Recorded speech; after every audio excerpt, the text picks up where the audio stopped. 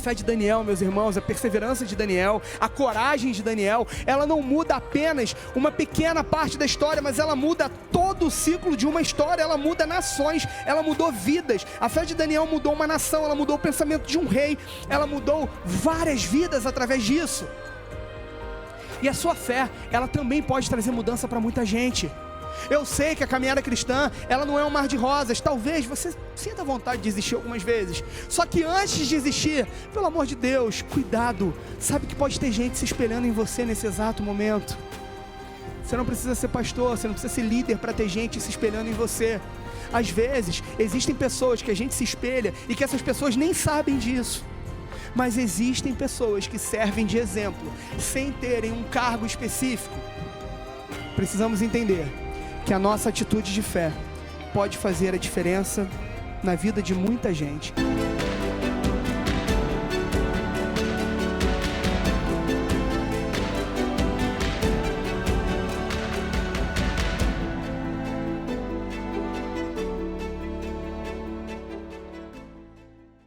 Eu nunca vou entender, e aí moças, em nome de Jesus, não me entendam mal, mas eu nunca vou entender uma foto com um biquíni altamente revelador com versículo bíblico. Para mim tem uma conta aí que não fecha. Eu não vou entender isso. Tem uma conta que não fecha. Rapaziada, com o devido respeito, eu nunca vou entender, cavalheiros, os senhores postarem uma foto sem camisa, na frente do espelho da academia, todo suado, dizendo, o de hoje está pago. Querido, você vai ficar forte, mesmo se você não fizer isso, você tem noção disso, né? O que faz você forte são os aparelhos, amém? Não é a foto na frente do espelho com o corpo suado, semi-nu, dizendo, o de hoje está pago. Ou crossfit é vida, amém? Não é por aí, sabe? A gente está abrindo mão do relacionamento com Deus para ganhar curtida, para ganhar like em rede social. A gente está abrindo mão do relacionamento com Deus para não ser cancelado nas redes sociais.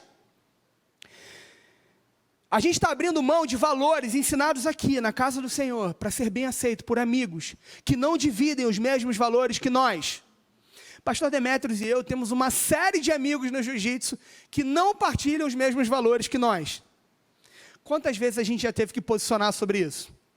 Quantas vezes a gente já entrou num vestiário e o assunto indevido acabou só porque a gente estava chegando? Somos santos? É claro que não. Somos imperfeitos, somos pecadores, não vivemos no pecado. Porque a partir do momento que você diz que é um santo, que não é um pecador, você já está pecando, que você está mentindo, certo?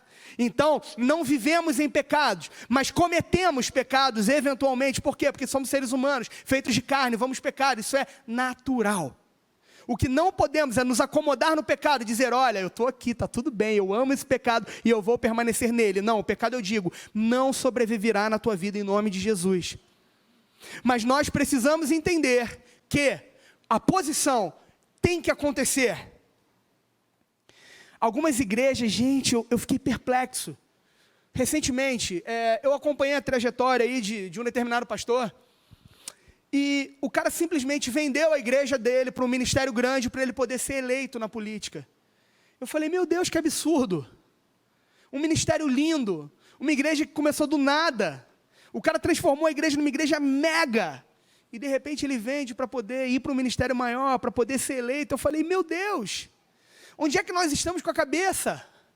Sabe, estamos abrindo mão do relacionamento com Deus por besteiras, por coisas que vão ficar aqui nessa terra. E isso me preocupa consideravelmente.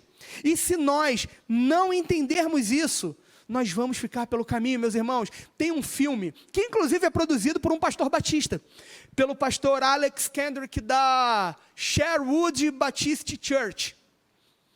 Um filme chamado Corajosos. Esse filme é da mesma produtora que fez A Prova de Fogo, Desafiando Gigantes, Quarto de Guerra, vários filmes aí que nós cristãos conhecemos.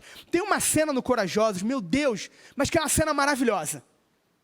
Um rapaz muito pobre, precisando muito de trabalho, ele consegue um emprego numa empresa, e de repente ele é convidado para uma conversa com o chefe, que quer oferecer a ele uma promoção, mas o chefe diz para ele o seguinte, olha só, Ravi, se você quer essa promoção, eu preciso que você coloque no relatório da semana, uma coisa diferente do que está acontecendo, ou seja, o que o chefe está pedindo ali, é uma fraude, e o Ravi vai para casa pensar, mas o Ravi é cristão, o Ravi é temente a Deus, o Ravi ele olha e diz o seguinte, chefe, com devido respeito, eu quero muito trabalhar aqui, eu sou muito agradecido pelo meu emprego, mas eu não posso fazer o que você está me pedindo, porque isso seria uma desonra para minha família e para o meu Deus. Imediatamente, o patrão se levanta, aperta a mão dele e diz: bem-vindo à chefia, Ravi. Isso foi apenas um teste, porque para fazer o que você vai fazer daqui para frente, eu precisava de alguém de confiança. Você não era a minha primeira opção, mas nós testamos aí umas 6 pessoas e nenhuma delas me deu a mesma resposta que você. Querido, o que eu quero dizer com isso? Você precisa se posicionar. Sabe, é interessante que a gente fala de relacionamento com Deus de uma forma onde a gente só tem algo a receber. E isso me preocupa. Por que me preocupa? Porque o relacionamento com Deus, ele não pode ser apenas um relacionamento que visa algo para receber. Sabe? O relacionamento com Deus, ele precisa ser uma via de mão dupla. Ele precisa dizer o seguinte: Senhor, olha só, eu quero te oferecer algo. Como assim? Salmo 116 diz o quê? Que darei eu ao Senhor por todos os benefícios que me tem feito. Ou seja, não é um relacionamento de mão única. É um relacionamento de mão dupla.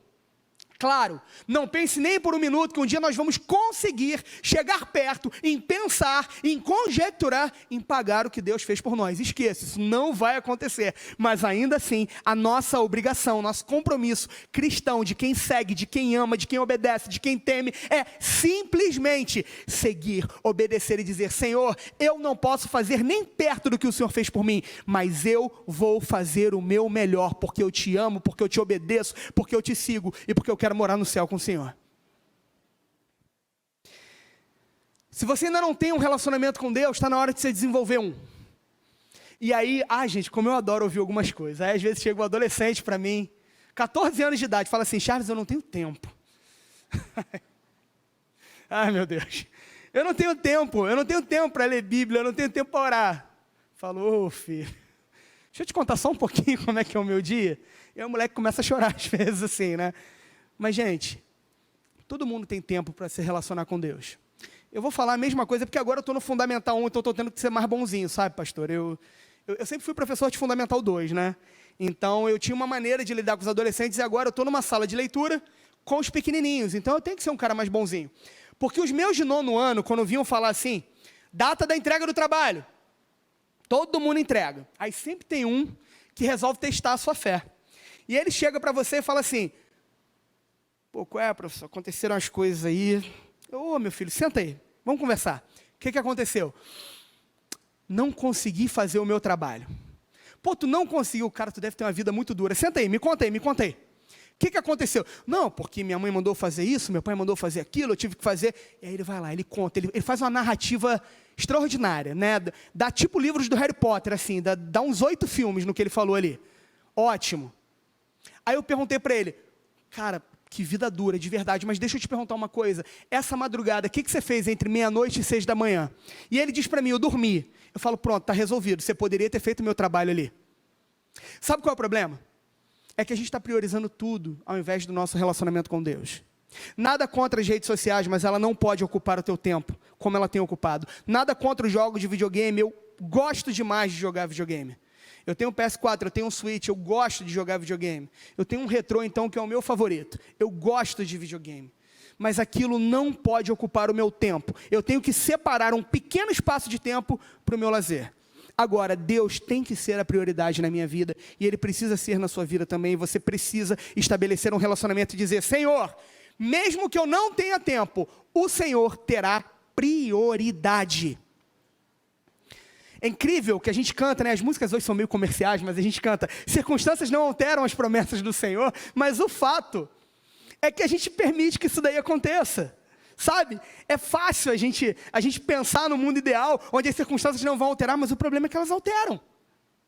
E aí, gente, eu estou aqui para falar para vocês essa noite, que todas as vezes que você permite que um problema altere a sua comunhão com Deus, o teu recado para Deus está sendo muito claro: Senhor, o meu problema é maior do que o Senhor.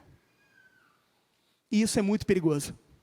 Isso é muito perigoso, porque o Senhor, Ele já mostrou várias vezes na tua vida que Ele é maior do que o teu problema. Olha quantas coisas, querido, você já venceu para chegar até aqui. Então, em nome de Jesus, não permita que as circunstâncias alterem o teu relacionamento com o Senhor. Segunda lição que eu aprendo com esta passagem, Daniel 6, aceite que Deus pode testar a sua fé a qualquer momento e de qualquer forma. Daniel, ele estava lá numa boa, Daniel, ele não tinha problemas grandes para resolver ali. E às vezes a gente tem essa sensação, que está tudo em paz, e de repente veio o primeiro problema. E aí acaba esse primeiro problema e vem o segundo, e vem o terceiro, e por aí vai. E aí tu pensa assim, a gente se agarra àqueles clichês, né? Não, porque Deus só dá grandes batalhas a grandes guerreiros. E aí tem momento que a gente tem vontade de olhar para o céu e falar assim, Senhor, com devido respeito, grandes batalhas a grandes guerreiros, mas eu não sou o Rambo. Com devido respeito, Senhor, eu não sou o Rambo. O que nós precisamos entender é que a gente está buscando um evangelho de facilidades. Em parte, é culpa dos pregadores, vocês sabiam disso? Porque principalmente, do final dos anos 90 para cá, começou-se a pregar aí, que eu não sei de onde esses caras tiraram isso, meio que um evangelho segundo o Walt Disney, né? Que a vida cristã é um grande parque de diversões, que você aceita Jesus e você nunca mais vai ter um problema, porque se o meu Deus é vivo, Ele não vai deixar você... Para, esquece isso, Deus é vivo e ponto. Deus é real e ponto. Mas o que nós precisamos compreender é que mesmo em meio à tempestade, o Senhor está conosco. E Ele pode testar você como Ele quiser, na hora que Ele quiser, do jeito que Ele quiser. Sabe, querido, talvez Deus não acabe com a tempestade, mas eu garanto que se Ele tiver que ser, Ele vai ser o teu guarda-chuva. E aquela tempestade que está te ensinando alguma coisa, ela sequer vai te tocar. Ter Deus na tua vida não significa que não vai chover. Significa que mesmo que caia uma tempestade forte, Ele vai ser o teu guarda-chuva e não vai permitir que você se molhe nela em nome de Jesus. O que nós precisamos compreender nisso é que não há ganho sem luta. Não há vitória sem processo. E a gente precisa compreender isso. Às vezes a gente esquece talvez da palavra mais conhecida do Novo Testamento. João 16, 13. No mundo tereis, mas tem bom ânimo, porque eu venci o... Pois é, viu como é que você conhece? A palavra não está dizendo, no mundo tereis facilidades, mas fique feliz, porque a vida é uma grande Disney World. Não, não é, querido, não é. Definitivamente não é. No mundo tereis aflições, mas o que o Senhor está nos prometendo aqui é que em meio às aflições, Ele vai cuidar de nós, porque Ele venceu, e Ele não venceu por egocentrismo, Ele não venceu simplesmente por vencer, Ele venceu porque Ele te ama. Mas tem uma coisa ruim em nós, nós gostamos de ser copilotos de Deus. Quem dirige aqui? Levanta a mão, por favor. E uma galera, olha que coisa boa. Vocês já experimentaram dirigir com alguém do teu lado dizendo o que fazer? Gente, minha esposa faz isso, ela vai ver essa gravação depois, e aí talvez eu tenha alguns problemas em casa. Pastor, se tiver um quartinho lá, só por uns dias, tá? Só até ela se acalmar. É porque assim, gente, minha esposa é uma mulher de 1,5 m. Você já viu um pincher, como é que ele é nervoso? Pois é. Ela não pôde estar aqui hoje comigo, porque hoje é o dia do oxigênio, que é o nosso encontro de juventude lá na minha igreja. Então ela ficou com o restante da liderança, cuidando da nossa juventude, para que eu pudesse estar aqui hoje.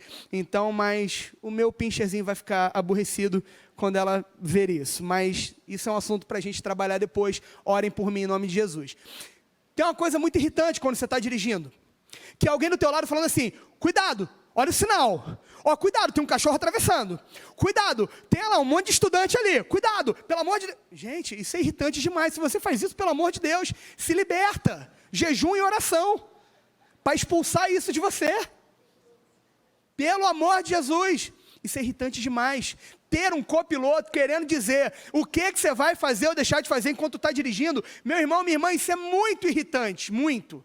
Agora tu imagina, nós que somos falhos, já achamos isso irritante. Agora tu imagina Deus. Deus é perfeito, Deus é pleno, Deus não erra, não errou e não vai errar. Tu imagina Deus em sua plenitude, em sua perfeição, com alguém dizendo a Deus como Ele tem que trabalhar. Deixa eu te dar um exemplo aqui. Você vem aqui para a igreja, ora, clama o seguinte: ai Senhor, liberta meu marido, liberta minha esposa, liberta meu filho, ai Senhor, liberta. E aí Deus, opa, ouvir esse clamor.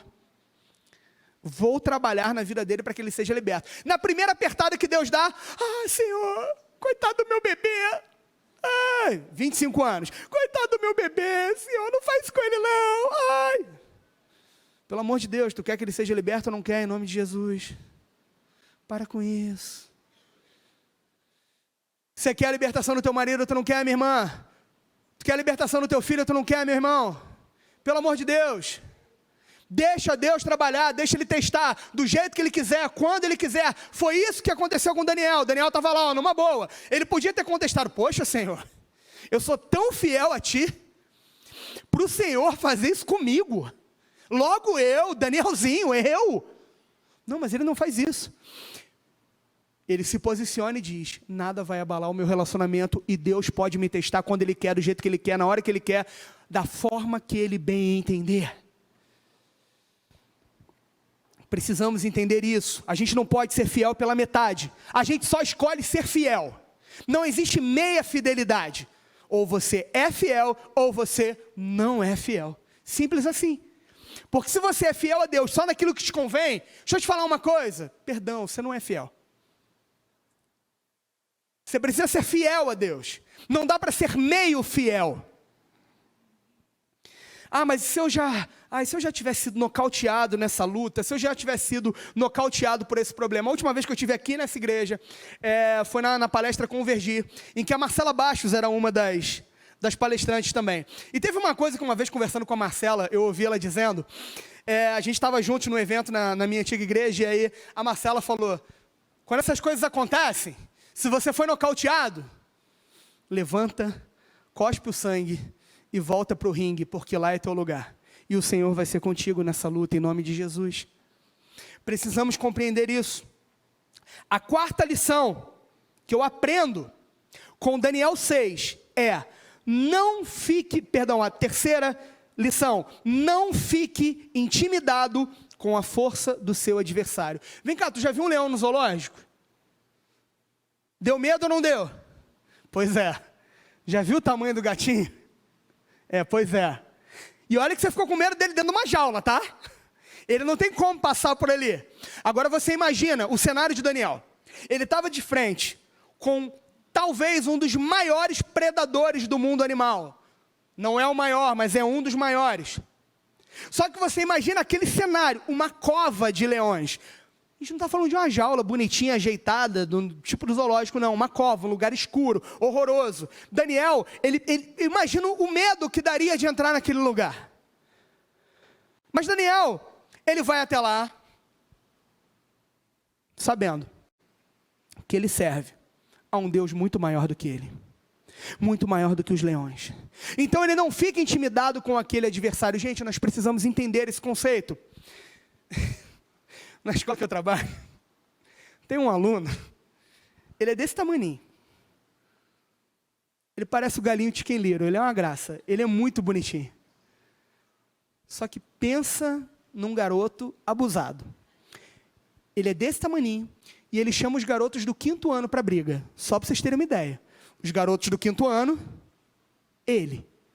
5º ano, ele. E ele não se intimida. Mas tem uma questão. Quando os garotos grandes vão para cima dele, o que ele faz? Ele corre para perto de um dos professores, que sabe que a gente não vai deixar bater nele porque ele é pequenininho. Apesar dele ser muito abusado. A gente vai dar uma bronca nele, claro que vai, mas a gente não vai deixar bater nele porque ele é muito pequeno. Sabe o que eu aprendo com esse garoto? O recado que ele está passando para a gente é muito claro. Olha só, eu sou pequeno, mas tem gente muito maior que está olhando por mim. Se a gente pensar isso de Deus, sabe, o leão é um bicho que intimida. O leão é um bicho que assusta. Eu imagino que Daniel tenha ficado assustado. Só que o Deus de Daniel era maior do que esses medos. E ele não se intimida frente a um adversário que talvez seja um dos maiores predadores do mundo animal. E ele diz, olha só, se eu tiver que ir, eu vou. Mas deixar de adorar a Deus, eu não deixo. Porque o Senhor é comigo. E eu não vou ficar intimidado frente a esses leões. Agora tu imagina, leões é no plural que a palavra descreve. A gente não está falando de um leão não, querido. Cova, 2 leões, plural. Mais de um leão num lugar escuro. Meu Deus. Às vezes a gente se sente assim, diante dos nossos problemas. Mas eu vim aqui essa noite te dizer que se o problema é grande, teu Deus é maior. Se a doença é grave, teu Deus é maior. Vocês estão ouvindo isso de um cara que a mãe está com câncer nesse exato momento. Mas eu sei que Deus é maior do que isso. Eu sei o Deus a quem eu sirvo. E eu não estou dizendo que por isso, por eu ser temente a Deus, Deus tem alguma obrigação de curar minha mãe. O que eu estou dizendo é que eu vou clamar. Enquanto vida tiver, eu vou clamar. Eu vou clamar. E independente da resposta de Deus, eu vou dizer, o Senhor é bom. A gente precisa compreender esse conceito. Porque Deus é bom, independente das circunstâncias, independente se teu adversário é grande ou deixa de ser, independente se o desemprego bateu a tua porta, querido, Deus é provedor. Se o luto te abateu, Deus te dará novo ânimo. É o teu Deus quem renovará as tuas forças. A quarta e última lição que eu aprendo com essa passagem é: entenda que a sua fé pode ser responsável por grandes mudanças.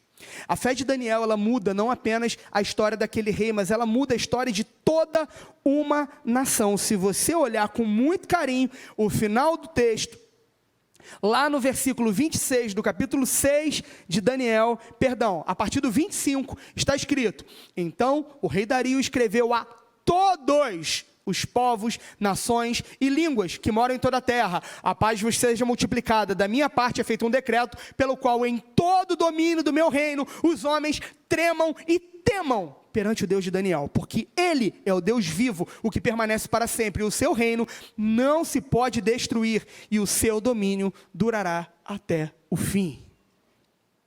A fé de Daniel, meus irmãos, a perseverança de Daniel, a coragem de Daniel, ela não muda apenas uma pequena parte da história, mas ela muda todo o ciclo de uma história, ela muda nações, ela mudou vidas. A fé de Daniel mudou uma nação, ela mudou o pensamento de um rei, ela mudou várias vidas através disso.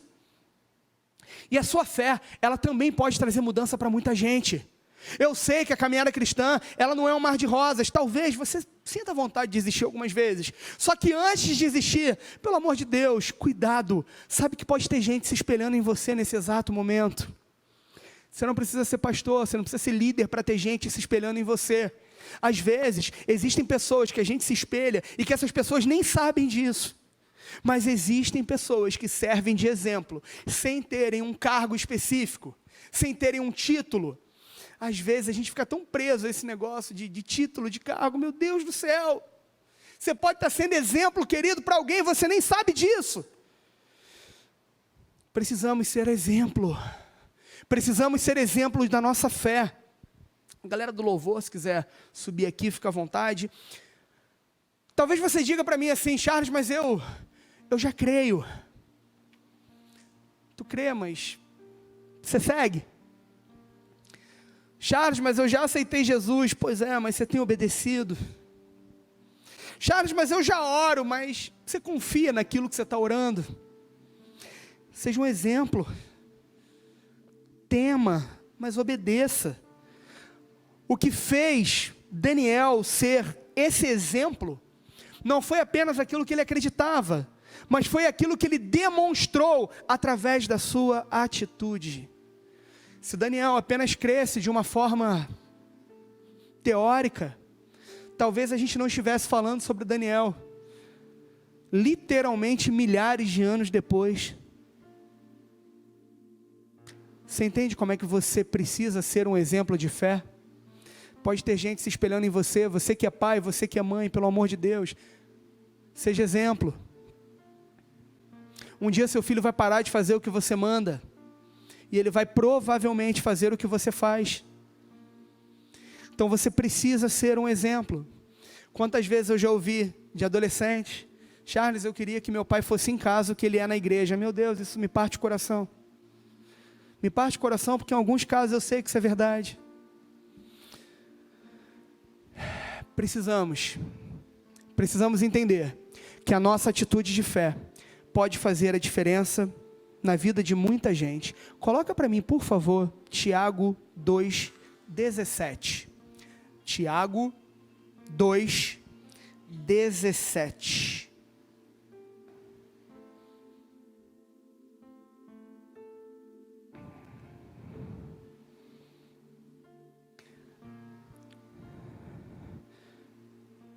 Tiago 2,17 diz o seguinte: assim também a fé, se não tiver obras, é morta em si mesma. Meus irmãos, está na hora da gente parar de viver a teoria cristã e passar a viver a prática cristã. Está na hora da gente parar de viver de palavra em palavra e passar a viver de atitude em atitude. A palavra de Deus, ela nos alimenta, ela nos ensina, mas se nós não a praticarmos, a Bíblia não vai servir para absolutamente nada. A Bíblia não é um livro de fábulas, a Bíblia, ela não é um livro teórico, pelo contrário, ela é um manual prático da vida cristã e nós precisamos viver aquilo. Eu queria pedir, posso pedir para o pessoal ficar de pé, pastor? Posso? Posso pedir gentilmente, você que a tua saúde te permite, se você está com algum problema aí de saúde, não pode ficar de pé, fique tranquilo, eu tenho certeza que o Senhor vai te entender, vai te compreender. Eu queria muito que você fechasse seus olhos e orasse junto comigo. Eu queria que você orasse comigo por uma vida de atitude. Eu queria que você clamasse ao Senhor nesse momento, por uma atitude de fé.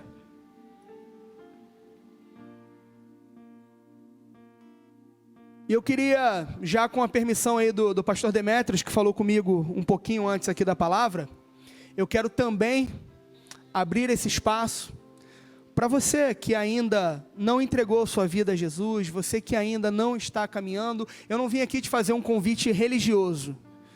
Eu vim te fazer um convite de salvação. Eu não vim fazer um convite para você se filiar a uma igreja.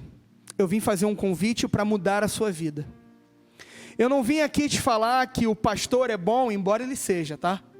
Eu não vim aqui te falar que o pastor é bom. Eu vim aqui te falar que Jesus é bom e pode e vai mudar a sua vida. Então, o louvor vai cantar, nós vamos orar. E nesse espaço de tempo, você tem total liberdade de vir até aqui à frente e dizer: Jesus, eu quero o Senhor na minha vida. Assim também estendo esse convite a todo aquele que um dia já caminhou e que por algum motivo, algum percalço da vida, hoje não está mais caminhando na presença de Jesus, mas que essa noite quer reatar esse laço, essa noite quer devolver a paz ao seu coração. Essa noite quer dizer: Senhor, o Senhor é suficiente na minha vida.